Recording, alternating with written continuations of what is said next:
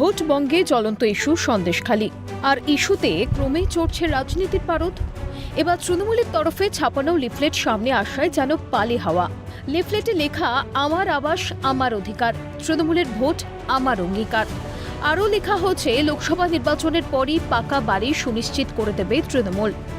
অভিযোগ, কদিন আগেই বাড়ি বাড়ি গিয়ে এই লিফলেট বিলি করা হয় তৃণমূলের তরফে। সেই ভিডিও ইতিমধ্যে ভাইরাল সোশ্যাল মিডিয়ায়।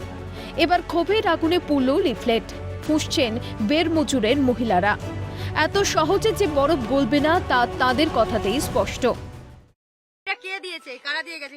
টিএমসির কিছু নেতা, যারা যারা এসেছিল তাদের নাম কি? তাদের নাম শহীদুল মোল্লা, ছবান মোল্লা, ফণি সাউ আর নির্মল সর্দার। গেল তোমরা সেই কাগজগুলো ছিঁড়ে ফেললে, আগুন ধরিয়ে দিলে কেন?